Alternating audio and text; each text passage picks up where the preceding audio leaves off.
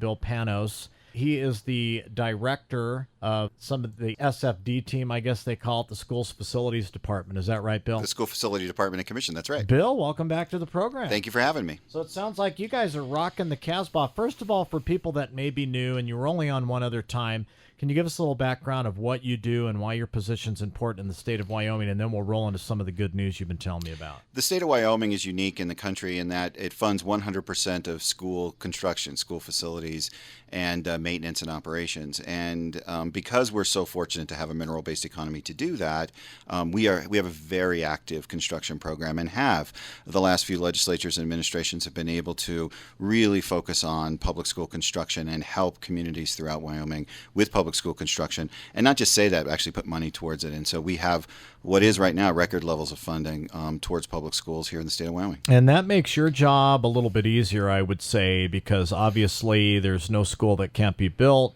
providing that we have an increase in revenue, as with any business. And because we have these increases in revenue, and we do have a mineral-rich state, I would say it makes your job a lot easier, say, from a state where you might have to get with other funding, or maybe not as much funds to get things done that need to be done. Well, most other states in the United States have to pass bonds, usually local bonds. These are fundraising tools, and they're very difficult to get. And each community, and if we were in another state, each community would have to raise its own money to do this. Here in Wyoming, because we're so fortunate with a mineral-based economy, it's paid for 100% by the state. Now, there are some local funds that are put towards these schools, but it is to finance some school construction that might go well beyond what our standards are. But in the vast majority of cases, it's funded 100% by Wyoming. So when you took over, school funding was getting, what did you say, about $10 million, and that's been up since then. You've had to go through some of the backlogs. Walk us through that a little bit. Well, the School Facilities Commission and Department receives from the legislature and the administration a certain amount of money every year to finance public school construction throughout the state. And there's a very complex and a very community-involved process to determine where we're going to spend that money and on what, on an elementary school, a middle school, a high school. And after all of those things are determined well in advance, then we fund projects as we go forward. And we have a very good system here, a system that's working very, very well for us. What you were referring to was that for a while there, that system was a little slow. It was a little bogged down, if you will. And a couple of years ago, we were probably putting out about $5 million a month. Last month, $30 million went out to public school construction, and it stays steady. Last few months, it's been 27, 28, 30, 32 million. We're at record levels of output to the community. So the communities are receiving this money to build their public schools at a record level right now.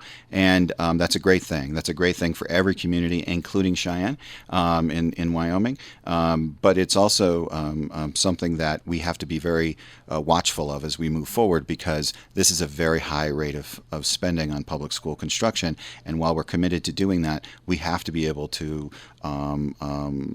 monitor, sustain that over a long period of time.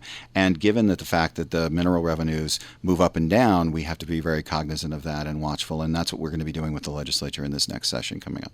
All right, we're talking with Bill Panos. He is the director of the School Facilities Department.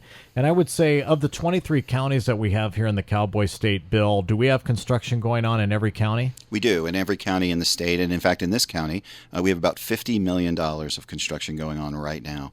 We're going to talk Davis, Prairie Wind, Meadowlark.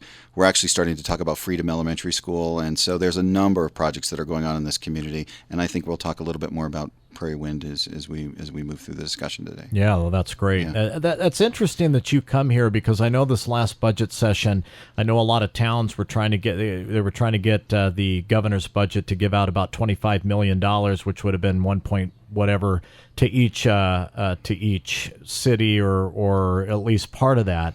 But then we're finding out that didn't get passed because they were a little bit nervous about some of the crude oil and some of these other things that were going on. Didn't seem to affect you a whole lot as far as your projects for school building. It does. It certainly does. I mean, we are cognizant of all of that that's going on, and we our planning really takes place years ahead. So we're planning right now for projects in 2022, 26. I mean, we're planning well out in advance, and so a lot of the dollars that we're currently spending were allocated in previous bienniums 2 years ago, 4 years ago, 5 years ago, and we're spending through those dollars now. So it's a little harder to match those two conditions when you talk about capital versus because they're staggered. Yeah, and we have such a long lead time on our projects. But I must say that both the legislature and the administration did a great job of providing as much as possible to all of the communities, the counties and cities throughout the state. And yes, they're cognizant of certainly of where our mineral-based economy is going and where those dollars for crude oil and natural gas and other things, where those prices are coming in and how that affects revenue. But they're also extremely committed to these communities as exemplified by what they're doing with school construction. That's right.